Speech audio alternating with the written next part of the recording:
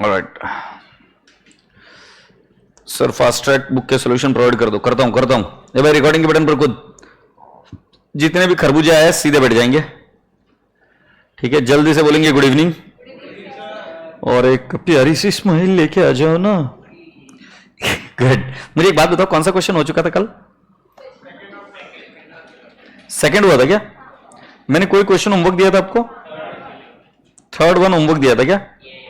किया आपने? Were you able to do it?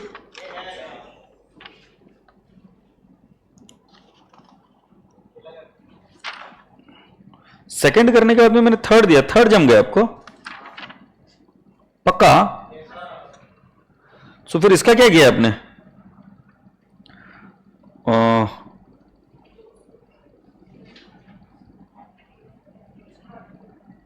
वो एक्स्ट्राऑर्डिनरी आइटम में दिखाया क्या आपने? क्या कल मैंने बताकर भेजा था क्या वो पार्ट? चलिए फिर देख लेते क्या?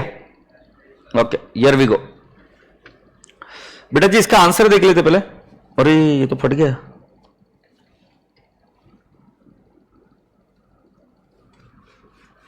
गरीबी बहुत बुरी चीज है। सो थर्ड को तो देखते रहे, 2 मिनट रुको। क्वेश्चन नंबर 7 पर आओ। 7 पर आ जाओ।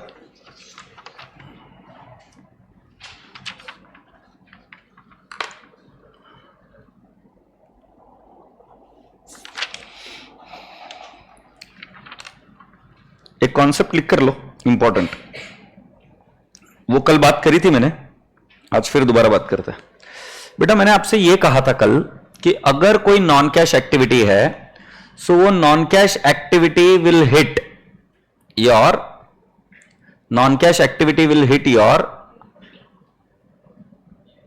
P&L और उसको रिवर्स करना होता है। बट बेटा जी मैंने बताया था कि डेप्रिसिएशन रिवर्स होता है। क्या बोला था मैंने? डेप्रिसिएशन रिवर्स होता है, discount on issue of debenture reverse होता है, क्योंकि डेप्रिसिएशन का एक इंपैक्ट प्लांट एंड मशीनरी या इन्वेस्टमेंट एक्टिविटी पर है और discount on issue of debenture is also related to what? Financing activity.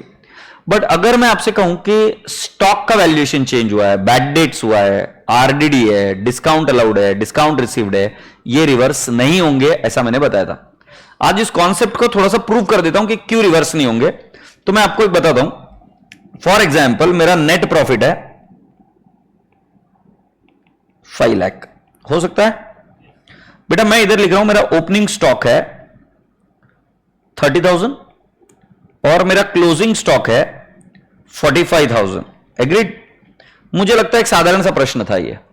अब मैं आपसे पूछता हूं कि इसका अगर मुझे इंपैक्ट देना है तो मैं क्या करूंगा?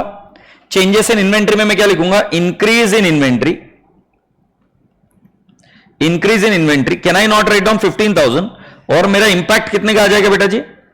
4,85,000 का आ जाएगा। सही है? मतलब ये इंपैक्ट आपको समझ में आया। अब मैं क्या कर रहा हूं? मैं इसमें ऐड कर रहा हूं closing stock is valued at 90% only। अब इस लाइन का मतलब क्या समझना कि आपको क्या सिखाया बचपन में सुंदर टीचर ने कि inventory is valued at cost और NRV whichever is lower. So अगर मान लो किसी इन्वेंट्री की कॉस्ट है 50,000 बट उसकी एनआरवी है 45,000 तो जाहिर सी बात है आप इन्वेंट्री को कौन सी वैल्यू पर लोगे? 45,000। बट 50 को 45,000 पर लेना मतलब ये नॉन कैश एक्टिविटी है, इसमें कोई कैश का लेना देना नहीं है। अब आप क्या बोलोगे कि नॉन कैश एक्टिविटी को रिवर्स करो। नॉन कैश एक्टिविटी को रिवर्स करो तो राजा बेटा जी मैं इस इन्वेंट्री को यहां पर 50,000 पर लूंगा ना कि 45,000 पर। बट बेटा जी जब इन्वेंट्री को 45 से लेकर 50,000 पर लेकर आओगे तो सिर्फ इन्वेंट्री नहीं आएगी, उसका एक इंपैक्ट प्रॉफिट पर भी जाएगा। जब क्लोजिंग स्टॉक इंक्रीज होता है तो प्रॉफिट भी इंक्रीज होता है और अगर क्लोजिंग स्टॉक डिक्रीज होता है तो प्रॉफिट भी डिक्रीज होता है। यस और नो? सो अगर मैं आपको कहूं कि आपका नेट प्रॉफिट पहले 5 लाख था तो अभी आपका इन्वेंट्री 45 से 50,000 हो गया तो आपका प्रॉफिट भी बढ़ा। सो कैन आई नॉट से मेरा नेट प्रॉफिट कितना हो जाएगा? 5 लाख 5,000 होएगा कि नहीं होएगा? क्योंकि मेरी इन्वेंट्री कितने से बढ़ गई 5000, तो जितने से मेरी इन्वेंट्री बढ़ेगी उतने से मेरा प्रॉफिट भी बढ़ जाएगा। और फिर तब मैं क्या करूंगा, add increase in inventory. Now I don't compare it with 45,000, I compare it with what 50,000 and increase in inventory is 20,000 negative. Say yes. So बेटा जी what is the difference, can I not say 5,05,000 हुआ ना, कितना आएगा 4,85,000 ही आ रहा है क्या? तो मैं आपको जो ट्रिक बता रहा हूं क्या है कि अगर कभी भी creditors, bills receivable, bills payable, debtor, stock, prepaid expense, outstanding expense में कोई नॉन कैश आइटम आया, तुम इसका इफेक्ट दो या नहीं दो, फिर भी आपका आंसर सेम ही आएगा। इसमें there will not be change. Non cash activity कब रिवर्स होती है, जब फॉर एग्जांपल डेप्रिसिएशन, उसका एक इंपैक्ट होता है प्लांट एंड मशीनरी में और एक इंपैक्ट कहां पे जाता है, P&L में। से यस, एम आई कम्युनिकेटिंग? तो प्लीज इस बात का ध्यान रखिएगा। Are we now ready? So please read question number 7th। Following information was extracted from the books of S Limited for the year ended 31st March 2020. Is that okay? Net profit before taking into account,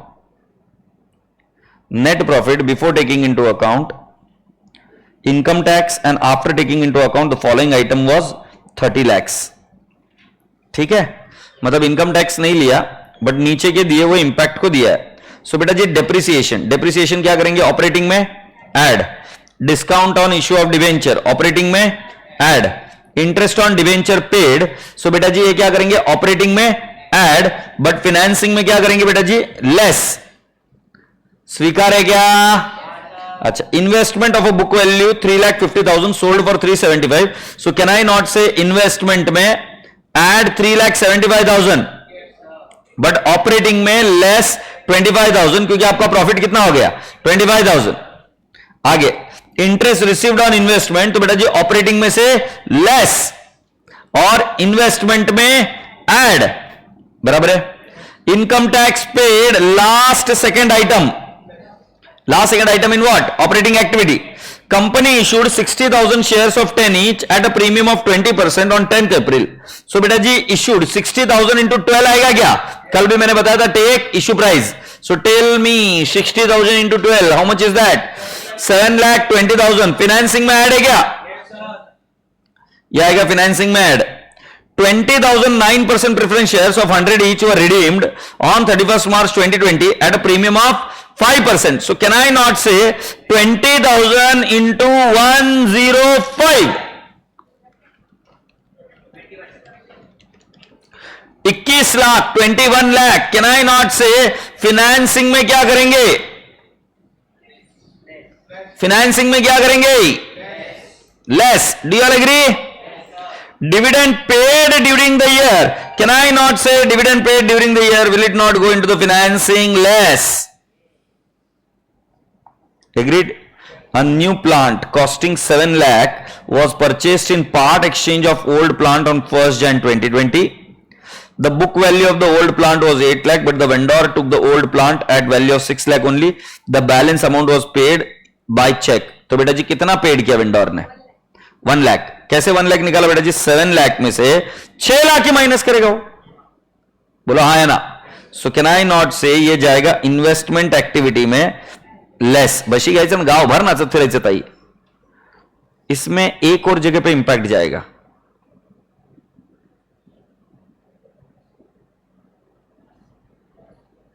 very good, कोई तो बोला।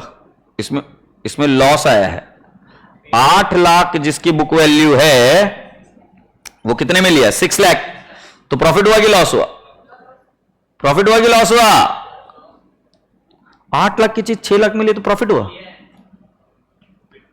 फिर वापस से profit हुआ कि loss हुआ? अरे भाई किसी ने हमारी 8 लाख की एसेट को 6 लाख में खरीद लिया, एक्सचेंज कर लिया, प्रॉफिट हुआ कि लॉस हुआ? लॉस है ना। सो ऑपरेटिंग एक्टिविटी में क्या करेंगे, ऐड। लेस क्या है रे, ऐड होगा ना। लॉस डेबिट हुआ होगा तो मुझे क्या करना होगा, ऐड। सो ऑपरेटिंग में add. Company decided to value inventory at cost, whereas previously the practice was to value inventory at cost less 10%. The inventory according to the book was 14,76,000 The inventory on 31st March 19 was valued at 13,50,000. I'll talk about it later on. अब बेटा जी inventory को pending रखते हैं. Trade receivable 327 and 3,13,000. बेटा जी can I not say trade receivable is decreasing? Positive. Cash and bank balance last के दो item. Trade payable बेटा जी can I not say increasing? Positive cash flow. Outstanding expenses can I not say increasing? Positive cash flow. And I have to solve it with indirect method. So बेटा जी मुझे लगता है depreciation, discount, interest, investment and interest on investment easy था. Income tax भी easy था. Company issued shares भी easy था. और फोर्थ, प्रेफरेंस शेयर्स वर रिडीम्ड. ये वाला पार्ट भी इजी है. अब इसके अंदर कुछ बच्चा ऐसा पूछ सकता है, sir premium on redemption of preference shares ये P&L अकाउंट को हिट करता है ना? बट बेटा जी वो अप्रोप्रिएशन है. हम कहां से शुरुआत करें? Word net profit. कल भी मैंने आपको बताया वर्ड नेट प्रॉफिट से शुरू किया तो ओनर को दी जाने वाली कोई भी चीज उधर इंपैक्ट नहीं जाती है तो रिवर्स भी नहीं होगा. सेस. फिर राजा बेटा जी हमारा क्या आया? Dividend paid. ये इजी था. ये न्यू प्लांट में थोड़ा सा मसला हुआ. मैंने पूछा कितना पेड है तो तुमने 1 लाख तो बराबर निकाल दिया. बट बेटा जी जो असेट हमने दी वो हमारी बुक में वैल्यू थी 8 लाख, बट हमने उसको कितने में दी? 6 लाख. तो प्रॉफिट हुआ कि लॉस हुआ? लॉस हुआ तो P&L को डेबिट हुआ होगा. और क्योंकि ये इन्वेस्टमेंट एक्टिविटी से रिलेटेड है तो मुझे क्या करना होगा? Reverse. Company decided to value the inventory at cost, whereas previously the practice was to value inventory at cost less 10%. Inventory according to the books was 14,76,000. The inventory on 31st March 19 was correctly valued at 1350. फिर उसके बाद में आपको नीचे की कुछ item दिए हुए. yes or no? अबे बोला भाई हाँ है ना? so will you be able to do it? so let's start. अभी सिर्फ इन्वेंट्री का वाला पार्ट है वो हम देखेंगे और बाकी का भी हम सॉल्व करना शुरू करते हैं. इन्वेंट्री का मुझे बताना बाकी है. Is that okay? सो बेटा जी लिखते हैं cash flow statement.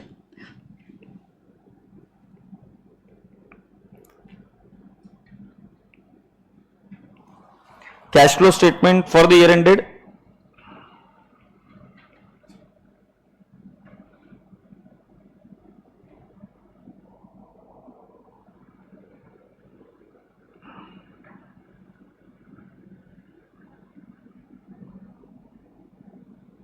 I'll write down particulars. Rupees. Now I'll write down net profit as per P&L account. I'll write down how much बेटा जी? 30 lakhs. और मैं लिख देता हूं इसमें काला बाबा है. 30 lakhs फिगर गलत लिखा है मैंने. आपको समझा दूंगा क्यों गलत है. इन्वेंट्री की एक एडजस्टमेंट प्रॉफिट को भी हिट करेगी. इन्वेंट्री कभी ऐसा नहीं होगा कि सिर्फ इन्वेंट्री पर एक इफेक्ट जाएगा. एक इंपैक्ट P&L पे भी जाएगा. इन्वेंट्री बढ़े या कम हो एक इंपैक्ट तो प्रॉफिट पर भी जाएगा ना. बढ़ना या कम क्या होना है वो मैं समझा दूंगा. सो ये जो प्रॉफिट लिखा है वो मैंने गलत लिखा है अभी. और अगर तुमको चाहिए तो मैं इसको एडजस्टमेंट में भी थ्रू भी एडजस्ट कर सकता हूं. बट मॉड्यूल इसका कुछ एक अलग एडजस्टमेंट करते हैं वो भी बताता हूं. सो बेटा जी डेप्रिसिएशन एडजस्टमेंट फॉर लिखेंगे. पहला डेप्रिसिएशन लिख दूं क्या? डेप्रिसिएशन कितना लिख दूं बेटा? 7 लाख. ये पॉजिटिव है बेटा. Go at next. Discount on issue of debenture. Marks है. Discount on issue of debentures बोलो बेटा कितना है? 45,000. Can I not say add? Go at. Interest on debenture. Will I add? I'll say 4,35,000 add. Now can I not say यहां पर आएगा changes in working capital? बोलो हां. फिर हम नीचे क्या लिखेंगे बेटा जी? Cash flow from operation before tax.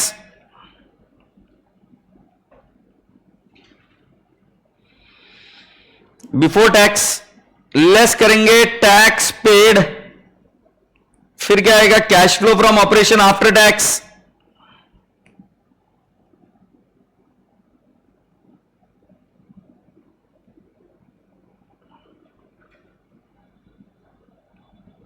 Am I communicating?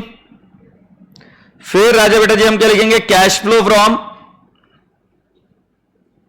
From what? Investment activity. बोलो भाई हां. अंडरलाइन करेंगे and then will write down cash flow from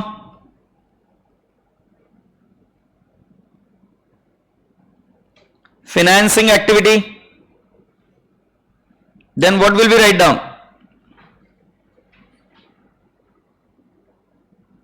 Changes in cash and cash equivalent.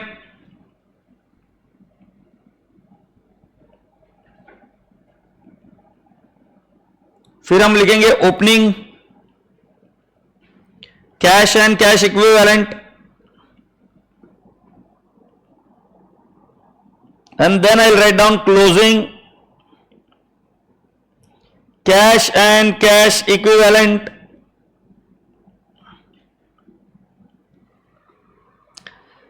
ये मुझे पूरा अभी इसलिए लिखना पड़ा क्योंकि राजा बेटा जी मुझे फाइनेंसिंग पर एक इंपैक्ट देना था. वैसे कैश और बैंक बैलेंस दे रखा है बेटा. ओपनिंग बैलेंस है 2,40,000 बराबर है, और क्लोजिंग कितना पिल्लू 3,70,500. तो बेटा मुझे एक बात बता, इंक्रीज हुआ है ना 1,30,500 आना चाहिए. Final answer positive. अच्छा, हमने लास्ट इफेक्ट किसका दिया था बेटा? Interest on debenture paid. तो हम कहां पे आएंगे? फाइनेंसिंग एक्टिविटी में, और मैं इधर लिखूंगा इंटरेस्ट ऑन डिबेंचर्स पेड. कितना लिख दूंगा? 4,35,000. कैन आई से negative? Going ahead, investment of the book value sold for 375.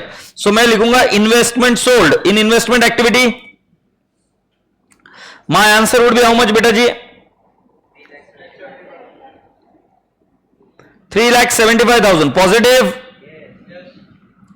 And then I'll go into the operating activity and I'll write down profit on sale of investment. How much beta? How much? 25,000. Positive or negative? Negative. Dear students, then you have got interest received on investment. Interest on investment, I'll subtract it from operating. Can I say 70,000 negative? Investment activity, I'll say interest received on investment. Yes, पिल्लू कितना है? 70,000. Is it positive? Then next आपको करने का है. मैं बीच में से जुड़ूंगा आपके साथ में वापस. Income tax paid, last second item.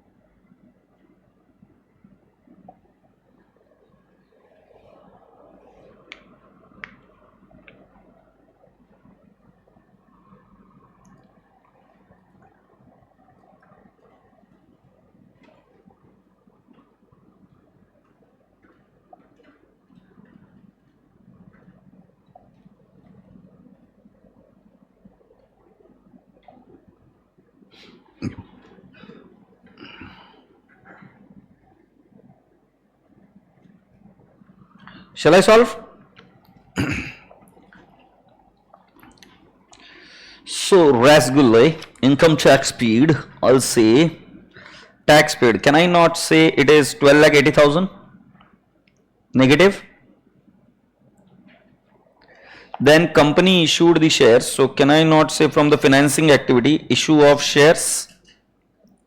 Issue of equity shares, it is 60,000 into 12, 7,20,000 positive.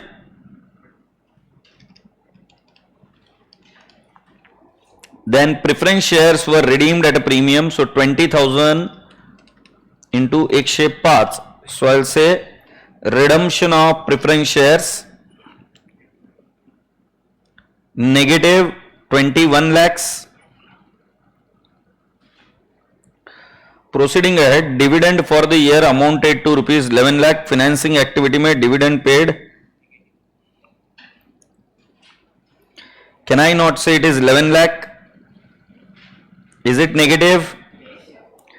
A new plant costing. So I'll come down to the investment and I'll write down plant purchased. I'll write down negative 1 lakh. And I'll go to the P&L account. Operating activity, that is I will write down loss on exchange. Can I say it is 2 lakh? So 2 lakh I'll have to add back. Then my dear friend, a new plant हो गया था. Okay, the company decided ये नहीं देखने का. Inventory को थोड़ा सा pending रख दो. Trade receivable, बेटा जी, can I not say decrease in trade receivable? बेटा मुझे बता कितना फिगर है? कितना? 13,800. अच्छा, next cash and cash equivalent तो लिख दिया. Trade payable, increase in trade payable, बोल बेटा 3,300. एग्रीड. और बेटा जी increase in outstanding expense 4,000. Okay, now can I have your attention please. बेटा इन्वेंट्री अभी 1350 और 14,76,000 हो गया. तो can I not say increase in inventory? Okay, so I'll say increase in inventory. Can I have the figure better please? 13,50,000 minus 14,76,000. Can I say 1,26,000 negative आएगा क्या? अभी मेरी बात सुन रहे क्या? आप ऐसा आंसर निकालेंगे तो भी आंसर वही आएगा, और अभी मैं इन्वेंट्री का इफेक्ट दूंगा तो भी आंसर वही आएगा. ठीक है. सो बेटा जी 1,26,000 ये आया, ये आपको क्लियर हुआ? अभी आप चेक कर लीजिए आंसर टैली होगा कि नहीं होगा. आपने सॉल्व नहीं करना है, आपने सिर्फ देखना है. 7 lakh plus 45,000 plus 4,35,000 minus 25,000 minus 70,000 plus 2 lakh. Can I not say it is 12,85,000? Agreed. और फिर बेटा जी 1,26,000 के बेसिस पर 13,800 plus 3,300 plus 4,400 minus 1,26,000. You have got 1,04,500. ये नेगेटिव है क्या? नाउ बेटा जी please tell me 30 lakh plus 12,85,000 plus नहीं sorry 1,04,500 minus 12,80,000. What is my operating activity which is coming up? 29,500. Do you all agree? This is the final answer. यही answer रहेगा. अब आगे बढ़ जाते बेटा जी. 3,75,000 plus 70,000 minus 1 lakh. Can I not say it is 3,45,000? Positive है. और बेटा जी 4,35,000 minus 7,20,000 plus 21 lakh plus 11 lakh. So मेरा आंसर कितना आ रहा है बेटा जी? 29,15,000. यस और नो? सो बेटा जी जब मैंने लिखा नेगेटिव तो मुझे एक बार चेक करके बताइए आंसर मैच हो रहा है क्या? कहां से बात कर रहे हो?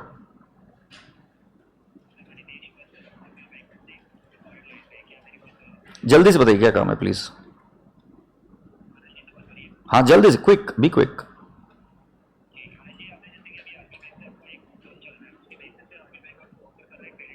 Thank you thank you thank you. नहीं हो रहा है? कितने का फर्क है? 2 लाख का.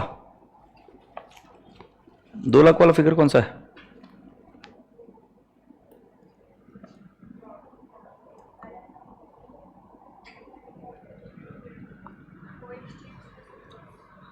मैं श्योर हूं कि मैं राइट हूं। अभी मैं तुमको बताता हूं इसका सजेस्टेड, मैं श्योर हूं कि मैं राइट हूं। मुझे याद आ गया क्वेश्चन में क्या बसड़ मची है, क्या पढ़ाने का बच्चों को, क्या याद आ गया मुझे क्या लफड़ा है।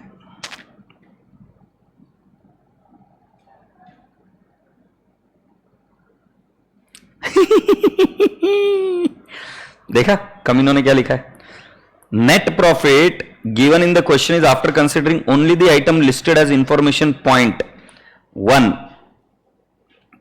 ओके, वो फिर इसीलिए क्या बोल रहे, hence amount of loss on plan not added back. अब ये क्या अपने को सपना आएगा, लॉस पीएनएल को डेबिट होएगा ना। अब वो नेट प्रॉफिट कैसे दे रहे हैं मुझे क्या मालूम। तो वो क्या बोल रहे पता है क्या, ये देखो इधर ये क्वेश्चन लिखा हुआ है ऐसा, उनका ये बोलना है कि ये net profit before taking into account income tax and after taking into account the following. मतलब ये सिर्फ 5 आइटम ही इन्होंने इस नेट प्रॉफिट में रिवर्स किए या ऐड किए, बाकी का नहीं किया। बट मुझे एक बात बताओ, कॉमन सेंस मैं कैसे पढ़ा दूं ऐसे, मैं तो यही बोलूंगा ना कि भाई साहब अगर लॉस से डेबिट हुआ है तो रिवर्स करो। तो अपना कोई मिस्टेक नहीं है, अपन 100% सही सॉल्व करके आए। ये 2 लाख जो लॉस ऑन एक्सचेंज है ना, ये हमने क्या किया, रिवर्स किया ना, ये उन्होंने नहीं किया। बट इसमें बेटा तुम्हारी मिस्टेक नहीं है, so don't feel bad about it. So ये कितना आएगा, 10,85,000 आएगा। सो बेटा जी इधर 29 की जगह 27,500,000 आएगा। अब चेक करके बताओ टैली हो रहा है क्या।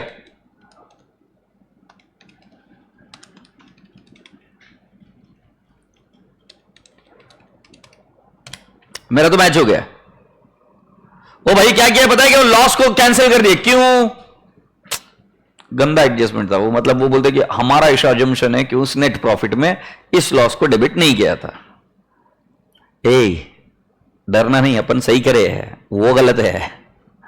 बस वो राजा आदमी इसलिए बच रहे हैं, वो आईसीआई है, बट अपन सही करके आए।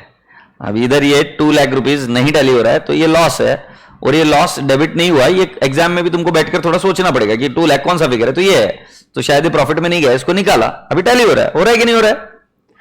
अब मैं आपको जो बता रहा था वो तो रह गया साइड में। अब इधर सुनो, मैं आपको बता रहा हूं इन्वेंट्री का एडजस्टमेंट करूं या नहीं करूं, मेरा आंसर टैली हो रहा है। अब इन्वेंट्री का एडजस्टमेंट अब सिखा रहा हूं। सो इन्वेंट्री क्या है, the company decided to value inventory at cost, whereas previously the practice was to value inventory at cost less 10%. The inventory according to the books on 31st March 2020 was 14,76,000. Okay, ये तो बराबर है 14,76,000, and the inventory as on 31st March 19 was correctly valued at 13,50,000. But बेटा जी हम उसको value कैसे करते थे पहले, एट कॉस्ट लेस 10%। बोलो हाँ या नहीं। अब कॉस्ट लेस 10% मतलब 13,50,000, ये 10% लेस करके किया हुआ है। मतलब 13,50,000 को डिवाइड बाय 90% अगर मैं करूंगा तो 15 लाख आएगा क्या।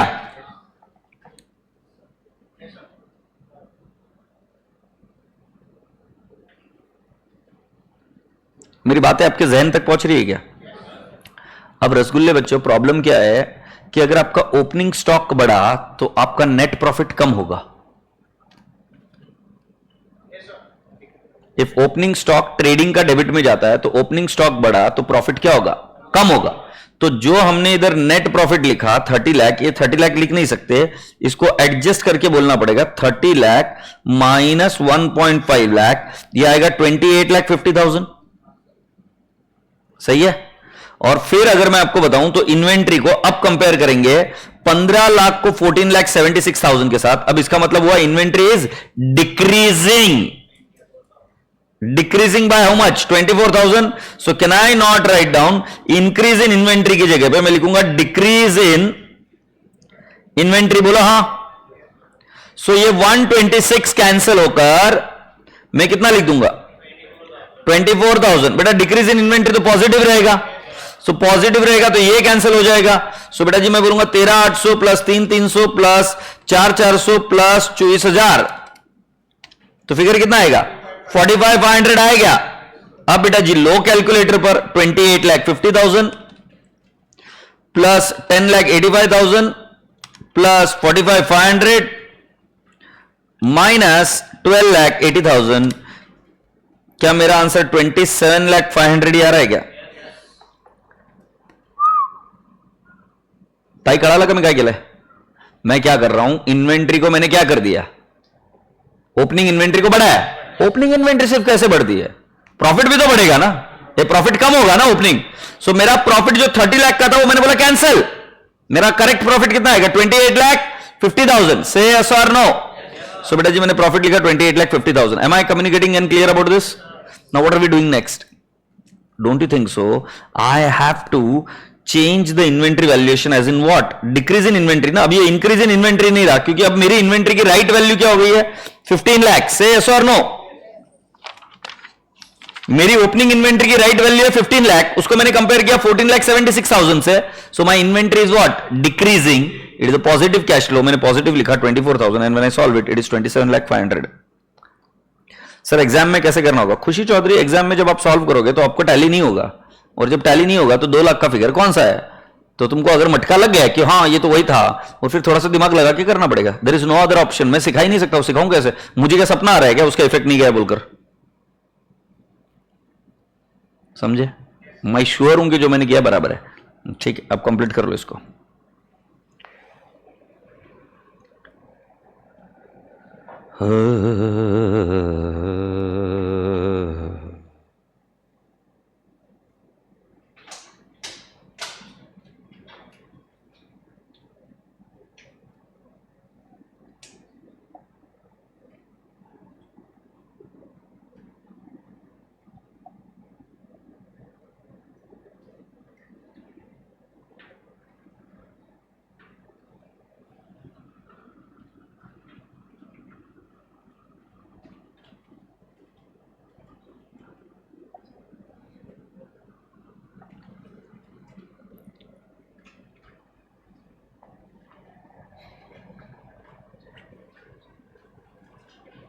हो गया बेटा complete?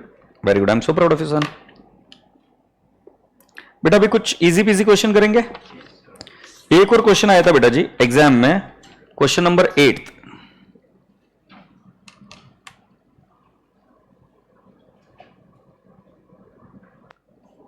Question number 8, are we there? इसको चल जाऊं आगे. क्वेश्चन नंबर 8 पर आओ बेटा. सर वो समझ में आ गया ना सभी बच्चों को ऑनलाइन लाइव? कोई क्वेरी होगी तो मुझे पूछ लो. बट सर वो प्लांट का एडजस्टमेंट मेन पॉइंट में है. अरे बेटा तू सजेस्टेड इसका निकाल कर देख, तेरे को पता चलेगा. चाहिए तो मैं सजेस्टेड निकाल के दिखाता हूं. ये जो पॉइंट लिखा है ना सजेस्टेड ही है कि net profit in the given question is after considering only the item listed as information point in one of the question, hence amount of loss of the plant is not added back. छोड़ने यार, इतना tension मत ले, हो जाता है वो solve. अब ये क्या बोल रहे, prepare cash flow from investing activity as per AS3 time pass of messrs Shubham creative limited for the year ended 31 March 19. बेटा कौन सी एक्टिविटी का करने के लिए बोले रहे? Investment. Machinery acquired by issue of shares at face value, time pass. Why time pass? Non cash. तुम अभी बोलना चालू करो ना तो शादी नहीं होगी तुम्हारी. Claim received for loss of machinery in earthquake, extraordinary in investment activity. बराबर है ना? Extraordinary in investment, positive cash flow. Unsecured loan given to associate, not taken. Given है तो इन्वेस्टमेंट है, सो इन्वेस्टमेंट एक्टिविटी नेगेटिव है क्या? बेटा interest on loan received, can I not say investment activity positive? Pre acquisition dividend received on investment made. बेटा जी कौन सी एक्टिविटी है? Investment activity. क्या करेंगे? ऐड. पॉजिटिव है ना? प्री एक्विजिशन रहने दो, तो पोस्ट एक्विजिशन हम क्या करेंगे? ऐड. इन्वेंट्री सर नहीं समझा. Okay, I talk about it. Debenture interest paid, ये financing less. Term loan financing less. Interest received on investment, TDS of 8,200 deducted on the above interest 73,800. Everyone's attention here. Interest received on investment is 73,800, but actually interest is not received 73,800. Interest तुमको मिला है 73,800 plus 8,200. यही आपकी interest income होगी ना.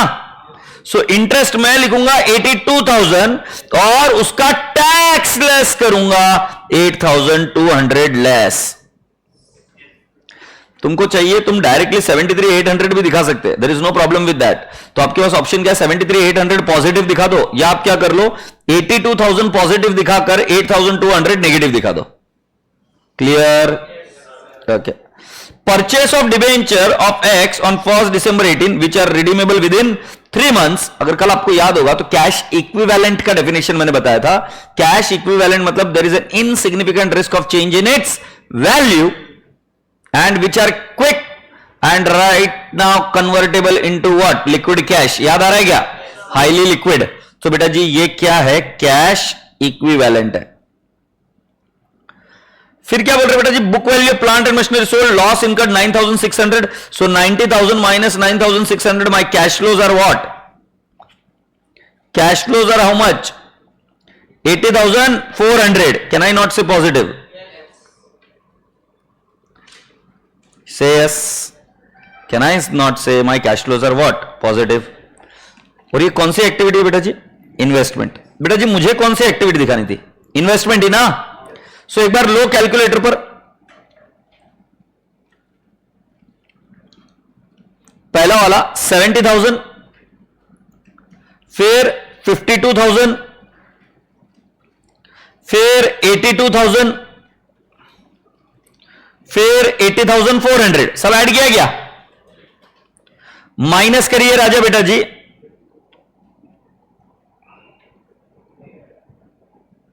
$8,200,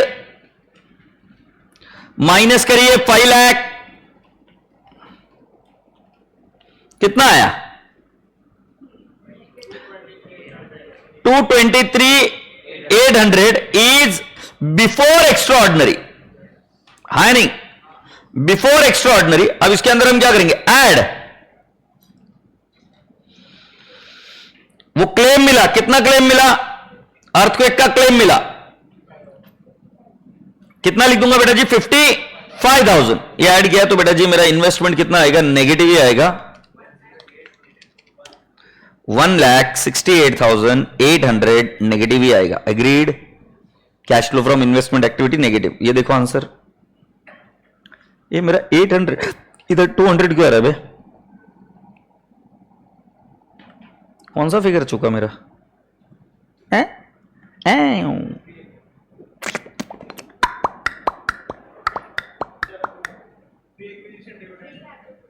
क्या pre acquisition dividend का क्या? हाँ ये प्रिंटिंग मिस्टेक है बेटा, इसको चेंज कर लो, 52,600 है ये क्वेश्चन में मिस्टेक कर दिया हमारे टाइपिस्ट ने, ये 52,600 है। ओके, मुझे लगता है उसके बाद में आंसर आ जाएगा। आएगा कि नहीं आएगा? सो बेटा जी मार्क करके रखो, इजी पीजी कर लोगे।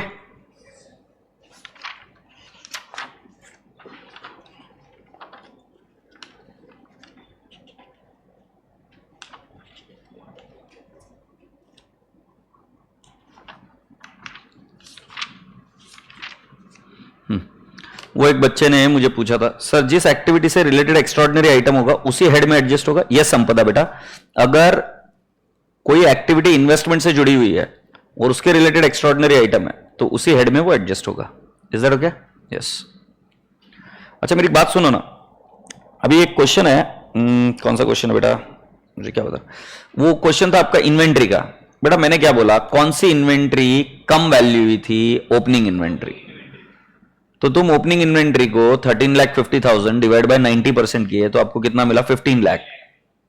ओपनिंग इन्वेंट्री चेंज हुई तो आपने कंपेयर कर चेंजेस इन इन्वेंट्री निकाला 24,000 positive, decrease in inventory. But बेटा ओपनिंग इन्वेंट्री सिर्फ अकेले पर इंपैक्ट नहीं आ सकता, ओपनिंग इन्वेंट्री के साथ और एक चीज पर इंपैक्ट आता है, वो क्या है?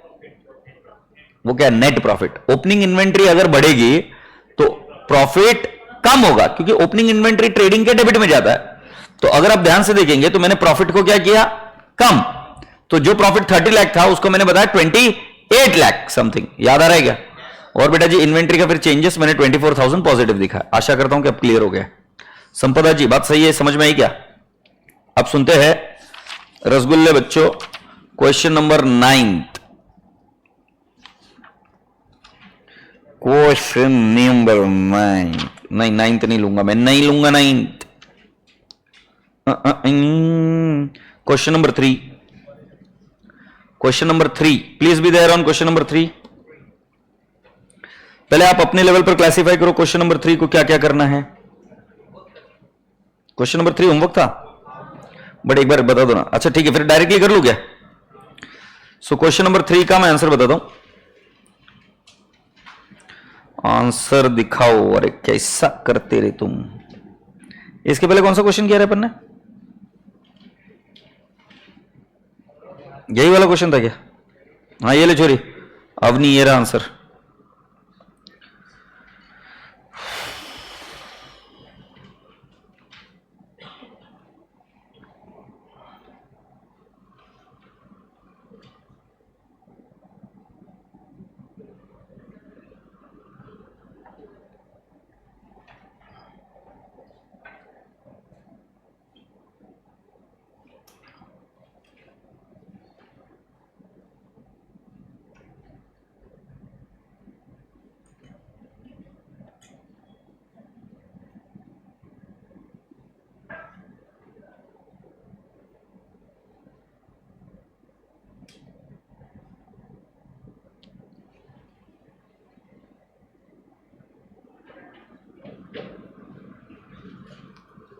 Are we ready?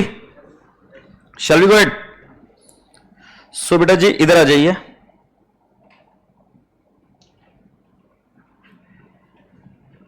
कौन सा क्वेश्चन है?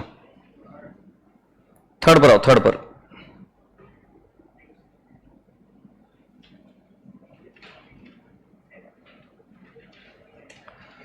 The following figures have been extracted from the books of X limited. For the year ended on 31st March 19, you are required to prepare cash flow statement as per AS3 using indirect method. ठीक है? So बेटा जी net profit before taking into account income tax and income from lawsuit, but after taking into account the following item was 20 lakhs. So बेटा जी हम पहले profit लिखेंगे 20 lakh, depreciation क्या करेंगे? Add, discount क्या करेंगे? Add, interest on debenture paid क्या करेंगे? Add, financing में क्या करेंगे? Less. Book value of the investment बेटा जी 320 का लिखेंगे. इन्वेस्टमेंट में ऐड और इन्वेस्ट नहीं, ऑपरेटिंग में क्या करेंगे? लेस 20,000. एग्रीड? प्रॉफिट जो है ऑपरेटिंग में less. Interest received on investment operating में से लेस, इन्वेस्टमेंट में ऐड. कॉम्पेंसेशन रिसीव्ड बेटा जी ये एक्स्ट्रा ऑर्डिनरी आइटम दिखाएंगे हम. यस और नो? टैक्स पेड के ऊपर, टैक्स पेड के ऊपर तो हम लिखेंगे cash flow from operation before extraordinary item, फिर एक्स्ट्राऑर्डिनरी आइटम लिखेंगे ऐड कर कर, और फिर उसके बाद में लेस कर देंगे tax paid. Do you agree? इसका प्रेजेंटेशन में दिखा दूंगा आपको, चिंता नहीं. Income tax paid during operating में लास्ट सेकंड आइटम. फिर बेटा जी 15,000 10% preference shares of 100 each were redeemed on 31st March 19 at a premium of 5%. So बेटा जी can I not say 15,000 into 105? 15,75,000 financing में से क्या होगा? Less. The company issued 50,000 equity shares of 10 each at a premium of 20%. So take on a calculator. 50,000 into 20%. नहीं रे, into 12.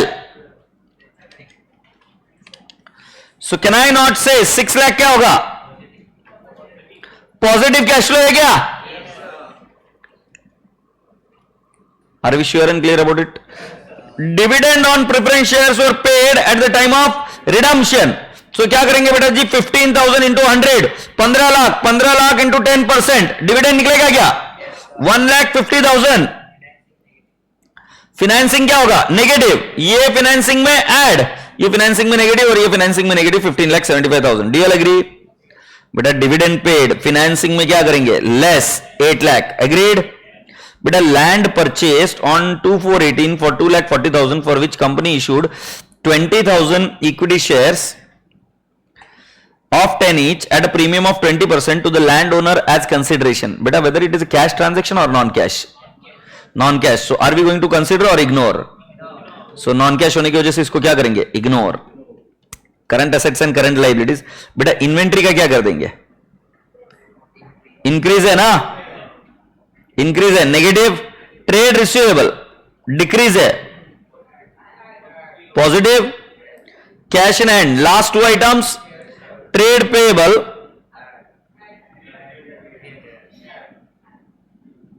Add हो रहा है, outstanding expenses add the difference, agreed. So बेटा जी मुझे बताओ ऑपरेटिंग एक्टिविटी का आपका कितना आया, किया था क्या सॉल्व?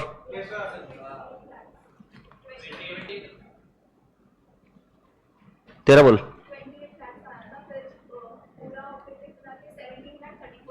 17,34,000, 17,34,000 हेच बोलताय तुम्ही, बघून घ्या। ऑनलाइन लाइव तुमसे वेट कर रहा हूं, कोई क्वेरी होगी तो बता दो, मैं सॉल्व कर दूंगा। Muskan very good, keep up the good work.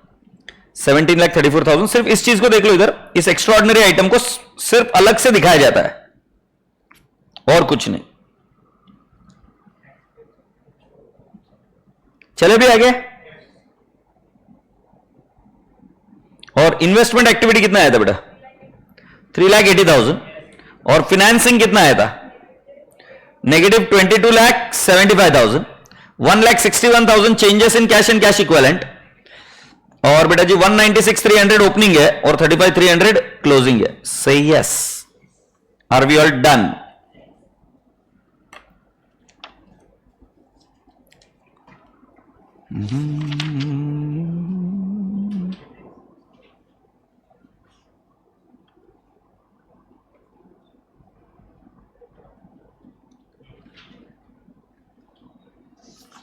बेटा मुझे पता नहीं ऐसा क्यों लग रहा है कि क्वेश्चन नंबर 2 मैंने कल सॉल्व किया है। क्वेश्चन नंबर 2 हमने पूरा सॉल्व कर दिया ना कल। मेरे पास टिक मार्क नहीं हुआ था। क्वेश्चन नंबर 2 हो गया, 3rd हो गया, 7th अभी किया ना, 8th हो गया, 9 को देखते हैं बेटा, चिंता नहीं। Now I want everyone to come down to the question number 5 और इसको ओरली क्वेश्चन में ही सॉल्व कर लो। क्वेश्चन नंबर 5 इसको ओरली क्वेश्चन में ही सॉल्व कर लो।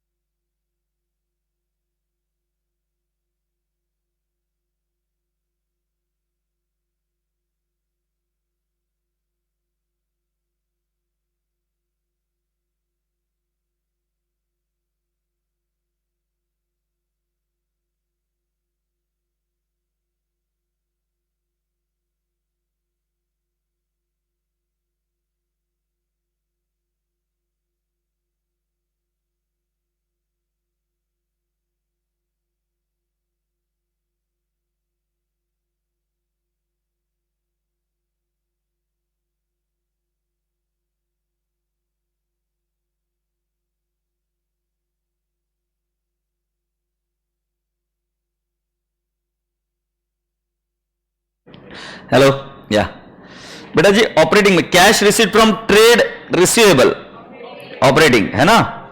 ध्यान से सुनना बेटा जी, मार्केटेबल सिक्योरिटीज जब बोले तो आपको समझ में नहीं आ रही है क्या, बट मॉड्यूल बोलती है कि इसको कैश इक्विवेलेंट बोलो। कि मार्केटेबल सिक्योरिटी तो कोई भी हो सकता है, शेयर्स भी हो सकता है, गोल्ड भी हो सकता है, गोल्ड बॉन्ड्स भी हो सकते हैं, बट उनकी वैल्यूज चेंज होती रहती ना, तो कैश इक्विवेलेंट नहीं। बट क्योंकि मॉड्यूल बोलती है और क्योंकि तुम मॉड्यूल के नीचे हो, इसीलिए चुपचाप जो बोले एग्री कर लो। ये क्या है? Cash equivalent.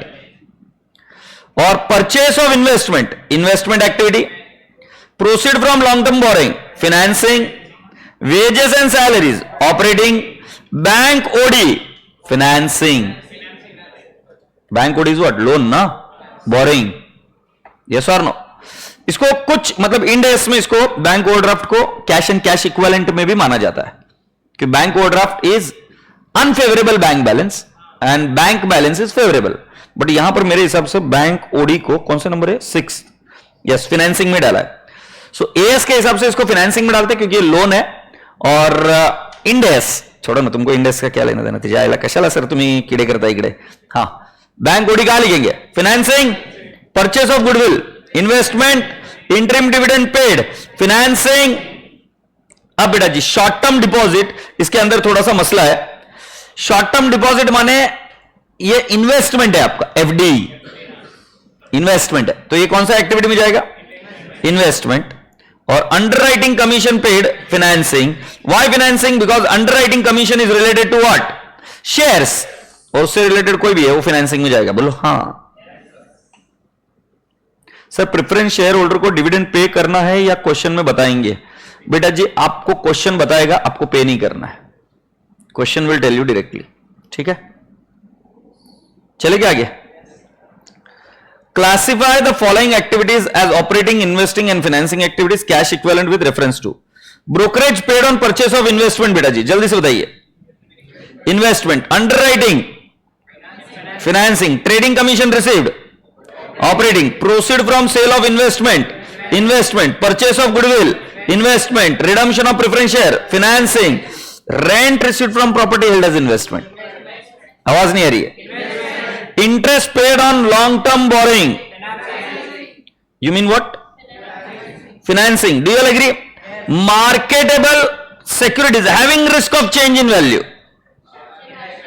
इन्वेस्टमेंट। कैसे कैश इन हैविंग रिस्क है तो कैसे हो गया? ताई तुम्ही डेफिनेशन वाचता का नाही वाचत? तिकडे लास्ट क्वेश्चन मध्ये हे दिलेलं आहे का बघा ना जाऊन जरा. बालपणी ते खेळलं नाही का? Find out the difference between both. नहीं मैं क्यों सीरियसली बात कर रहा हूं गुड़िया, तेरे को सब कुछ आता है बट तू ऐसे फालतू की मिस्टेक करते. पिछले क्वेश्चन में और इस क्वेश्चन में कोई लॉजिक हुआ है क्या? पिछले क्वेश्चन में लिखा हुआ है क्या having risk of change in its value? देखना जरा जाके पिछले क्वेश्चन में. क्यों कर दिया यार? मतलब मिस्टेक हो जाएगी तेरे एग्जाम में, फेल हो जाएगा बाबू. और दिन भर तो पढ़ाई करती रहती है पागल. So having risk of change in value क्या करेंगे बेटा? तो ये कैश इक्विवेलेंट नहीं बच सकता. क्यों? क्योंकि कैश इक्विवेलेंट अपनी वैल्यू को चेंज नहीं करता है. जाके चेक कर लीजिए. सो बेटा जी ये कहां जाएगा? इन्वेस्टमेंट में. Refund of income tax received, operating, क्योंकि इनकम टैक्स कहां जाता है? ऑपरेटिंग. चेक मारो रे. ब्रोकरेज इन्वेस्टमेंट गया, underwriting commission financing, trading commission operating, proceed from sale investment, purchase of goodwill investment, redemption of preference share financing, rent received investment, interest paid on long term borrowing financing. तिच्या आयला ह्यांनी म्हणलं not cash equivalent. ऐसे थोड़ी चलता है यार. तुम बताओ ना फिर क्या है? कैश इक्विवेलेंट नहीं है तो कहीं तो जाएगा ये. मां क्या करूं मैं? मतलब इधर क्लासिफिकेशन में ऐसा बोला नॉट ए कैश इक्विवेलेंट. मैं नहीं मान रहा मेरी गलती. देखो कैश इक्विवेलेंट नहीं है तो कहीं तो जाएगा. तो नॉट कैश इक्विवेलेंट मतलब क्या है? Refund of income tax received, operating.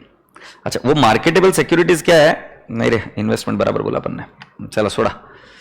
तुम्हाला जी काशी घालायची घाला. तुमको जो जज करना है करो. मेरे को आपल्याला घंटा फरक पडत नाही.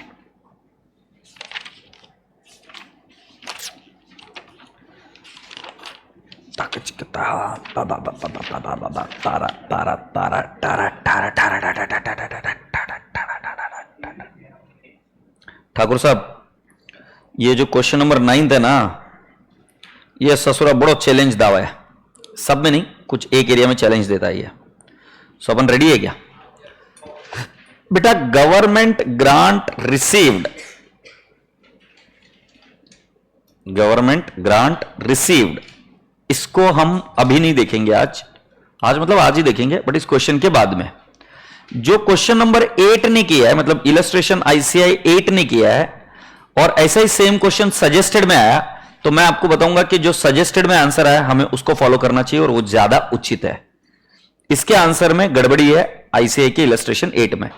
तो मैं अभी आपको आज क्या करूंगा संतोष, रेगुलर बुक में, किसी के पास रेगुलर बुक है तो सेम क्वेश्चन है रेगुलर बुक में. ऐसा ही और एक सिमिलर क्वेश्चन है जो एग्जाम में आया हुआ था. अगर ऑनलाइन आप भी देख के बता पाओ तो मुझे बताना.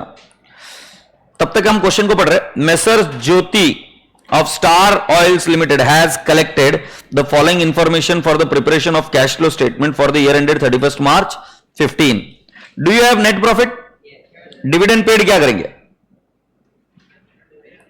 डिविडेंड पेड क्या करेंगे? फाइनेंसिंग में less. Provision for income tax, बेटा जब कभी भी कोई व्यक्ति नेट प्रॉफिट बोलता है that is always after tax. It is always after tax. So बेटा जी प्रोविजन फॉर टैक्स क्या करेंगे? ऐड. और income tax paid during the year क्या करेंगे? लेस. ये पीबीटी नहीं है, ये पैट है. कोई भी व्यक्ति नेट प्रॉफिट बोलेगा इसका मतलब है पैट है. प्रॉफिट एंड लॉस अकाउंट से जो प्रॉफिट मिलता है ना वो पैट होता है. इसलिए हम क्या करेंगे? प्रोविजन फॉर टैक्स ऐड और income tax paid less. Last second item, loss on sale of asset and book value of the asset sold, इन दोनों को कंबाइन करेंगे तो 185 माइनस 40 कितना आएगा? 145 आएगा क्या? सो इन्वेस्टमेंट एक्टिविटी क्या, ऐड। और लॉस कहां जाएगा बेटा जी, ऑपरेटिंग बशी, गांव भर ठुमक ठुमक नाचने का बेटा, जब तक कमर नहीं टूट जाए, उसके लिए बने अपन। ऑपरेटिंग में क्या करेंगे, ऐड। वाई ऐड, क्योंकि डेबिट हुआ होगा तो उसको रिवर्स करना, add. Good. Depreciation charge to P and L account, add.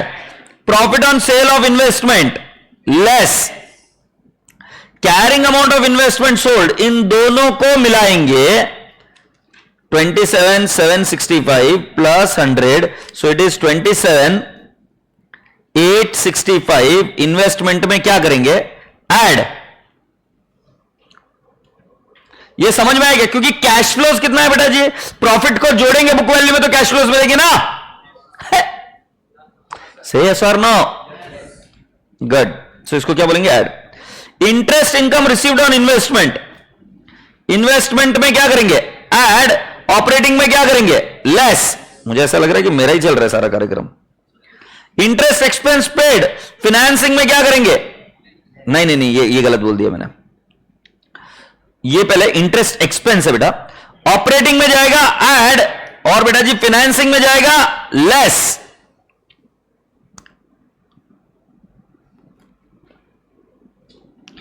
Increase in working capital, इसका मतलब बेटा जी एक करंट एसेट है, वर्किंग कैपिटल मतलब asset minus liability, current asset, net current asset. Increase in current asset रहेगा तो एक आ जाएगा ऑपरेटिंग में less. Purchase of fixed asset, investment में लेस। ऐड कौन बोल रहा है बे, कौन है ये, अब मैं कुछ बोल भी नहीं सकता। इन्वेस्टमेंट इन जेवी, इन्वेस्टमेंट में क्या, less. Expenditure of construction, investment में है less. Proceeds from calls in arrears, calls in arrears किससे रिलेटेड है, फाइनेंसिंग, तो can I not say financing में ऐड। बेटा ये जो है ना रिसीट फ्रॉम ग्रांट, ये पेंडिंग रखो। Proceed from long term borrowing, financing में क्या, add. Proceed from short term borrowing, financing में add. Opening and closing cash and cash equivalent, last के 2 आइटम, बोलो हाँ या ना, बता दो इसको आंसर, देख लियो। Net profit before taxation 30,000, that is to say 25,000 plus provision for tax 5,000। मैं नहीं कहता था, यस बेटा जी। पहले हम ये चेक करते जाते, अभी मुझे बताओ उसमें फर्स्ट आइटम कौन सा था, dividend paid. Dividend paid financing में से लेस होगा क्या, फाइनेंसिंग कुठे रे, हाँ इकडे अंडरलाइन केलं है फाइनेंसिंग। सो बेटा जी डिविडेंड पेड 8535 है क्या। Now provision for income tax, बेटा जी ये तो ऐड कर लिया है। इनकम टैक्स पेड, ये इनकम टैक्स पेड 424 है क्या। Loss on sale of asset, operating में जाके होगा ये ऐड, ये ऐड हुआ। Book value of the asset sold, बेटा 185 माइनस 40 कितना है 145 क्या। इन्वेस्टमेंट में कुछ है, इन्वेस्टमेंट तू सेल ऑफ असेट 145 सही है क्या। फिर डेप्रिसिएशन चार्ज ऑन पे एंड एल, ऑपरेटिंग में ऐड। फिर profit on sale of investment, operating में से लेस, और इन्वेस्टमेंट एक्टिविटी में ऐड। भाई बराबर है क्या। Turning the paging, carrying amount of investment sold ले लिया। Interest income received on investment, investment में ऐड। कुठे इन्वेस्टमेंट में इंटरेस्ट रिसीव्ड, गोड गोजरी लाज लाजरी, हे तुझ्याला इंटरेस्ट रिसीव्ड कुठे।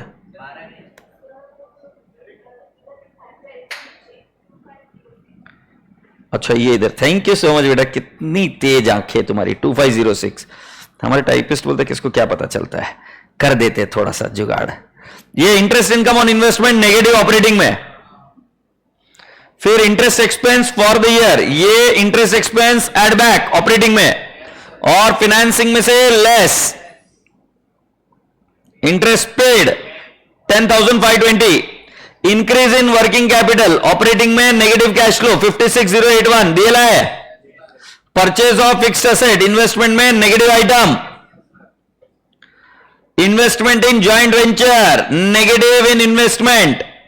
Expenditure on construction work in progress, negative item. Proceeds from calls in arrears, financing activity, positive item. बेटा receipt of grant मैंने नहीं बताया। Proceed from long term borrowing financing में positive, proceed from short term borrowing financing में positive. Opening cash and bank balance, राजा बेटा जी ये ओपनिंग और ये क्लोजिंग, और ये changes in cash and cash equivalent, yes और नो। बेटा ऑपरेटिंग के सारे आइटम टिक मार्क हो गए, आप चेक कर लीजिए। एक कैश जनरेटेड फ्रॉम, अच्छा ये इनर कॉलम में लिया उन्होंने टोटल, बट कैश पूरा टैली हो गया ऑपरेटिंग। अब मैं आपको लिए चलता हूं, वो एक एग्जाम क्वेश्चन था। हाँ बेटू, नहीं नहीं नहीं, एक एग्जाम क्वेश्चन भी है। नहीं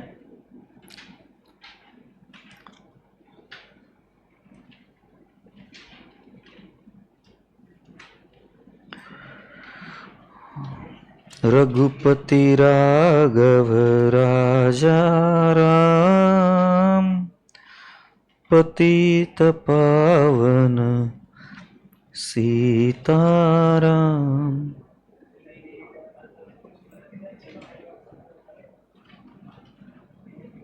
आरटीपी मई 2019 था यार, इसका एक और एग्जाम में क्वेश्चन आया था।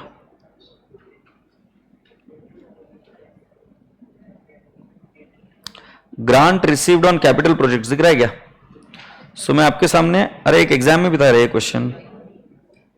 शांति शांति शांति शांति शांति।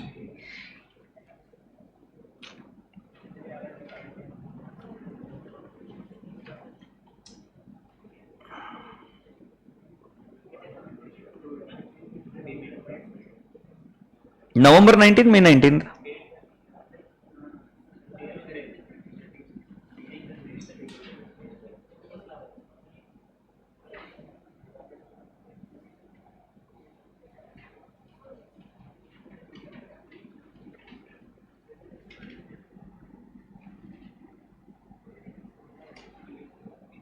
ईश्वर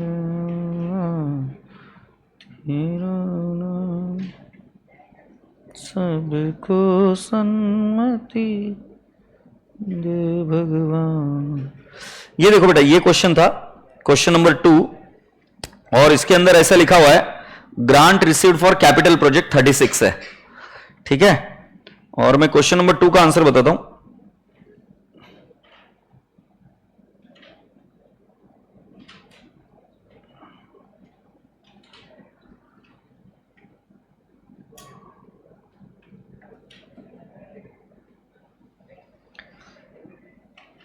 इधर देख लीजिए बेटा जी, उन्होंने फाइनेंसिंग एक्टिविटी में बताया ग्रांट फॉर कैपिटल प्रोजेक्ट। ये बात समझ में आई? फाइनेंसिंग एक्टिविटी में बताया ग्रांट फॉर कैपिटल प्रोजेक्ट। अब ये सेम क्वेश्चन ऐसा ही है, ये क्वेश्चन पूछा गया था आईसीआई के इलस्ट्रेशन नंबर 8 में। ये तो देख लिया ना तुमने, ग्रांट रिसीव कहां पे दिखा? फाइनेंसिंग में दिखाया क्या? अब राजा बेटा जी अगर हम जाए और हम मॉड्यूल ओपन करें,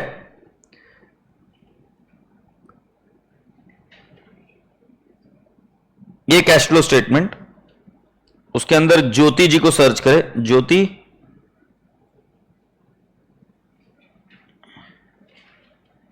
यही वाला ज्योति जी का, और इसके अंदर अगर आप जाएंगे so receipt of grant from capital project इधर दिखा है इन्वेस्टमेंट एक्टिविटी,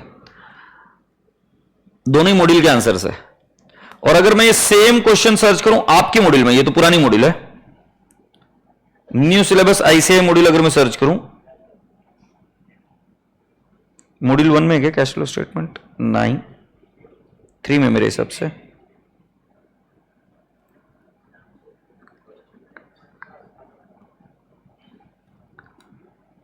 ये इसके अंदर अगर हम सर्च करें, क्या नाम है इसका? ज्योति, कम हियर।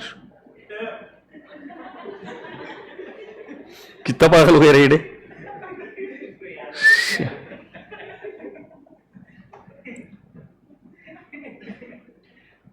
ये रिसीट फ्रॉम कैपिटल प्रोजेक्ट्स 12 इधर दिया है, मेरे हिसाब से ये रॉन्ग है। इन्वेस्टमेंट वो होता है which is changes in fixed assets. जैसे मैं आपको एक छोटा सा क्वेश्चन पूछता हूं, तुमने होम लोन लिया घर बनाने के लिए, तो ये इन्वेस्टमेंट एक्टिविटी है कि फाइनेंसिंग एक्टिविटी है?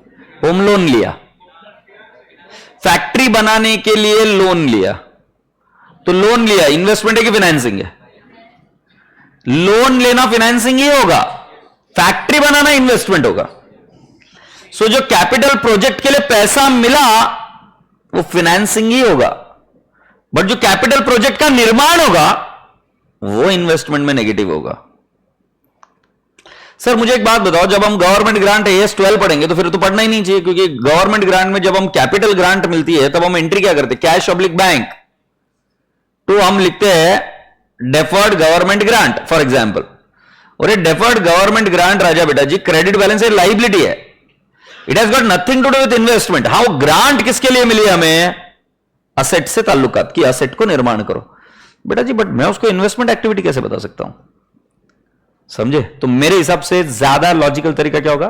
Financing activity. बट जब AS12 आप देखेंगे तब जब कैपिटल ग्रांट मिलती है फिक्स्ड एसेट से रिलेटेड तो उसके दो ट्रीटमेंट बताए गए हैं। एक ट्रीटमेंट और यह भी बताया गया है कि आप उस ग्रांट को कॉस्ट ऑफ असेट में से लेस कर सकते हो। जिन्होंने AS12 पढ़ा होगा थोड़ा थोड़ा, तो उसको इन्वेस्टमेंट में से क्या कर सकते हो आप? लेस। जैसे फिक्स्ड एसेट है तो फिक्स्ड एसेट में से grant received against fixed asset you can reduce it from the cost of investment और असेट। यस और नो? सो राजा बेटा जी ट्रीटमेंट तो दोनों ही है, इन्वेस्टमेंट में भी कभी कभी इफेक्ट चला जाता है और कभी कभी it is shown on the balance sheet liability side.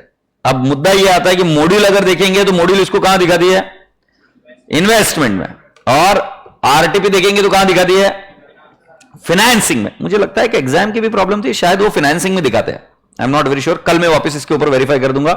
तो अभी कॉल मैं आपके ऊपर छोड़ रहा हूं, आपको इसको इन्वेस्टमेंट में दिखाना है कि फाइनेंसिंग में, कहीं पर भी दिखाओ ये पॉजिटिव दिखेगा। आंसर दोनों ही सही हो सकते हैं कि the answer is yes, it can be both the right.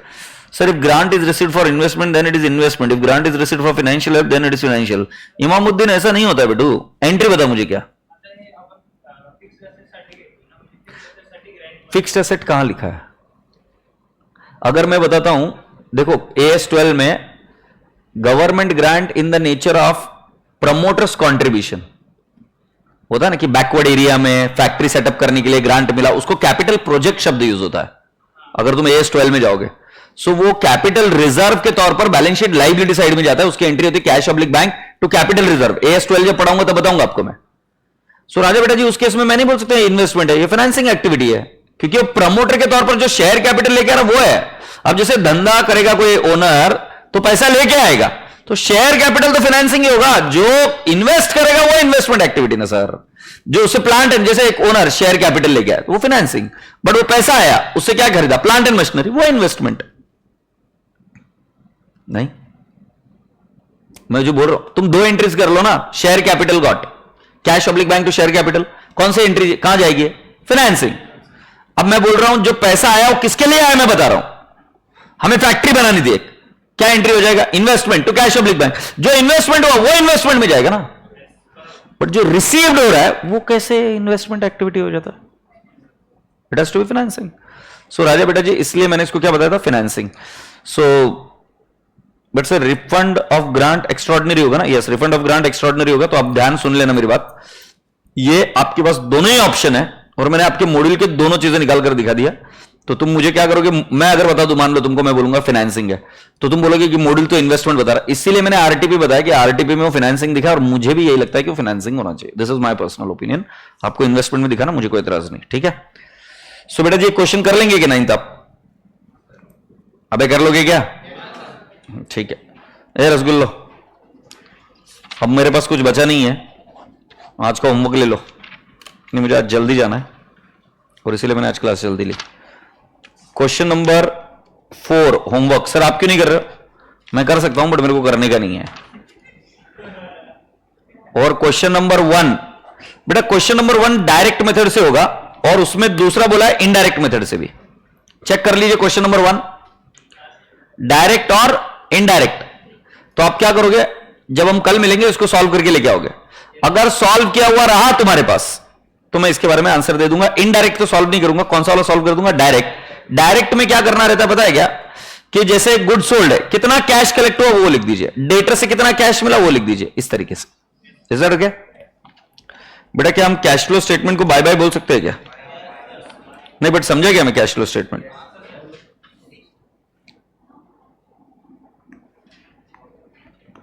अच्छा, कैश फ्लो स्टेटमेंट का ये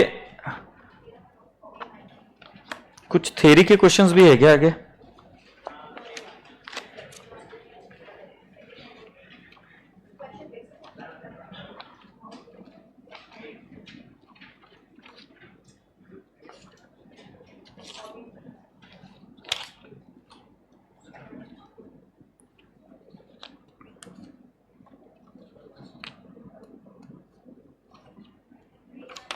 हाँ सुन लो बाबू, नहीं उसके क्वेश्चन है ही नहीं। कैश फ्लो, कैश फ्लो के इधर कुछ नहीं। ना ना ना मुन्ना ना नहीं है।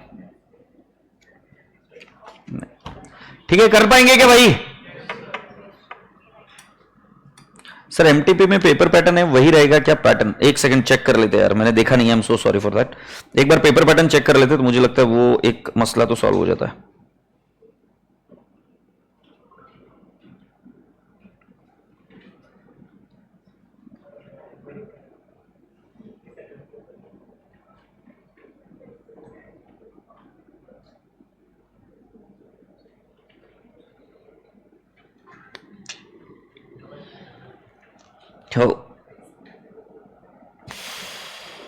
खुल जा सिमसिम, चिमचिम खुल जा।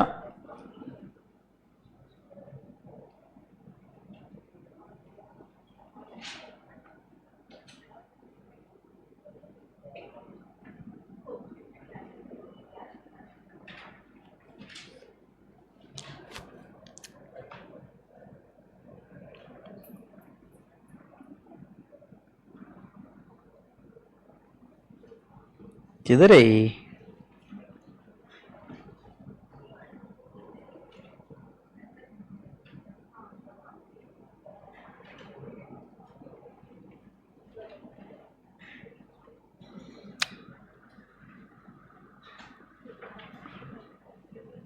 Yes, yes, I'll do that. Surya Bhatt, I'll do that. Don't worry about that.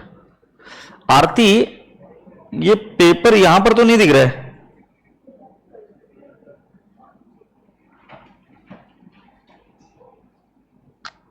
Schedule दिया है, मतलब 5 मार्च को आज पेपर हुआ है, बट इधर नहीं दिख रहा वो पेपर।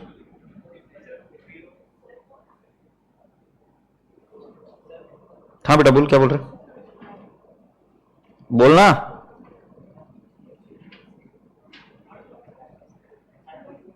हार्ड कॉपी है, देना बेटा प्लीज।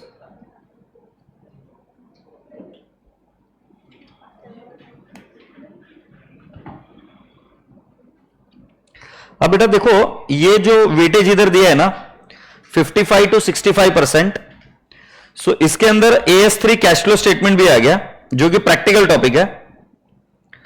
AS13 भी आ गया, इन्वेस्टमेंट अकाउंटिंग, जो हमने प्रैक्टिकली देखा। 14 अमालगमेशन भी प्रैक्टिकली देखा, हाँ या नहीं?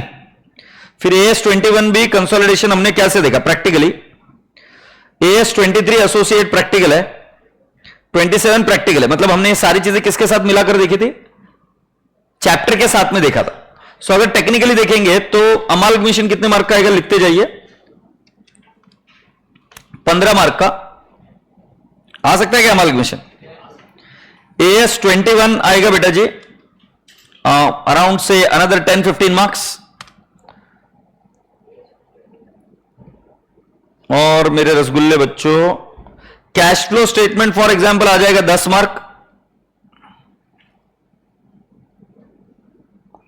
इन्वेस्टमेंट चलो मान लेते कि नहीं आएगा, बट कुल मिलाकर मुझे ऐसा लगता है, और AS 23 और 27 में से भी आ जाएगा मान लो 40 मार्क तक का क्वेश्चन। एग्रीड? सो बेटा जी टेक्निकली मुझे ऐसा लगता है कि अराउंड 40 मार्क्स का AS21 amalgamation cash flow statement 23-27 इस AS पर आएगा और इन्वेस्टमेंट अकाउंट पर आएगा। ठीक है, अभी मैं चेक करता हूं कि क्वेश्चन कैसे है। Part 1 is compulsory.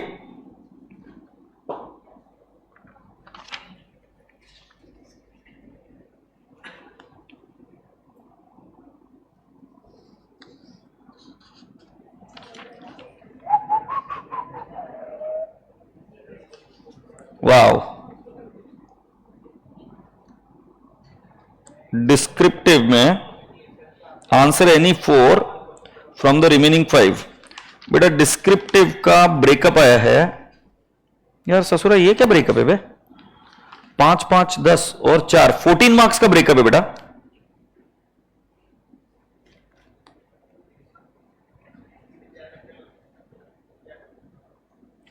सो बेटा जी ये 3 क्वेश्चन मतलब 14 मार्क्स के क्वेश्चन एएस पर है। फिर 14 मार्क्स का क्वेश्चन है आपका शेड्यूल 3 पर।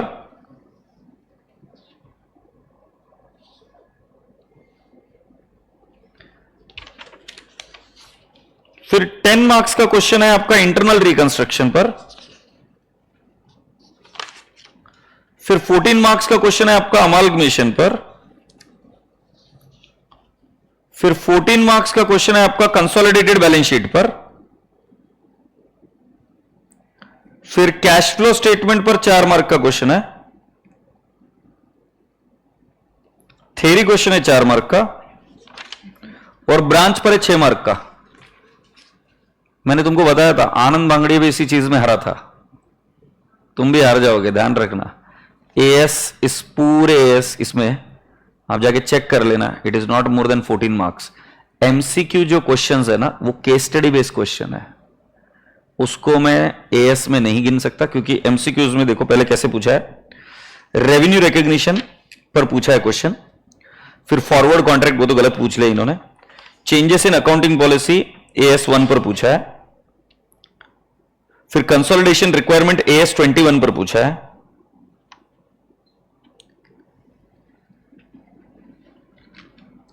फिर question number 2 it is asked on AS 10 मतलब इन्वेस्टमेंट पर। फिर बेटा जी question number 3 is asked on buyback. Question number 4 is asked on question number 4 is asked on क्या नाम इसका, company final account. Question number 5 is asked on AS 18 2 marks का। और question number 6 is asked on internal reconstruction 2 marks. तो total कितने questions है case study base में? 1 और 2 क्वेश्चन आए जो कितने मार्क्स के बेटा जी? 8 मार्क्स के, मतलब वो 16 मार्क्स के। सो उनमें से एक क्वेश्चन है रेवेन्यू रिकॉग्निशन पर, एक कंसोलिडेशन पर है, अच्छा सब अलग अलग है। और एक लास्ट एक क्वेश्चन था उसके अंदर बायबैक पर था, बोरिंग कॉस्ट पर भी था, और फिर बायबैक पर था। बायबैक का कितना है? ये भी 8 मार्क्स का। पंडित तुम्हारा चल क्या रह रहे?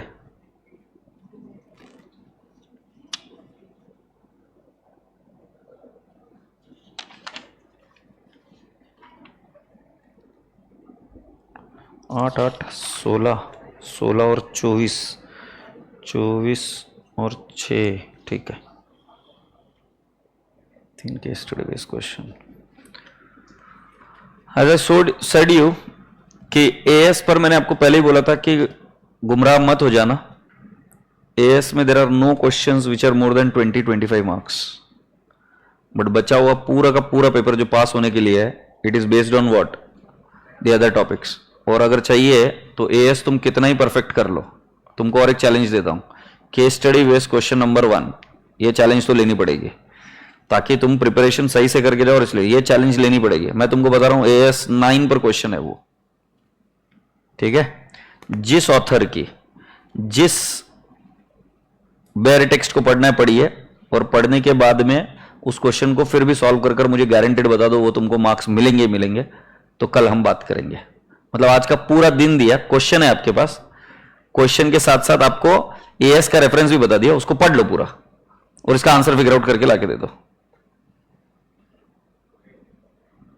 बट बाकी के जितना कंसोलिडेशन है या अमाल्गमेशन है, अमाल्गमेशन मैंने आपको पढ़ाया था, अमाल्गमेशन देखकर बताना कैसे आ रहा है कि नहीं आ रहा है। बायबैक हमने पढ़ा था, बायबैक का आ रहा है कि नहीं आ रहा है बताना। कैश फ्लो स्टेटमेंट हमने पढ़ा था, ब्रांच हमने पढ़ा था, उसके आंसर आ रहे कि नहीं आ रहे, उसमें मार्क्स जाने की गुंजाइश ही नहीं है। अब एक काम करना बेटा, ये जो है ना मेरे को एक बार पीडीएफ कर भेजना, मुझे दिखाने का क्लास में, ठीक है। Thank you so much. प्रेम से बाय बाय बोलो, आवाज नहीं आ रही भाई, बाय बाय बोलो। सर इस हिसाब से तो पेपर आए तो मजे आएंगे, जो प्रैक्टिकल क्वेश्चन वाले चैप्टर है वो स्ट्रांग कर लेते हैं अच्छे से। प्लीज कर लो स्ट्रांग, मेरी बात मानो। सर ग्रुप में चैट्स ऑफ है, आज ऑन कर दूंगा। सर एक बार होमवर्क के क्वेश्चन बता दीजिए रेगुलर बुक के। अरे रेगुलर बुक के मुझे नहीं पता यार। टंग टंग टंग टंग टंग टंग टंग 4 ऑरेंज और दूसरा ही नहीं है, ठीक है। बाय बाय बोलो। tomorrow I start with consolidation.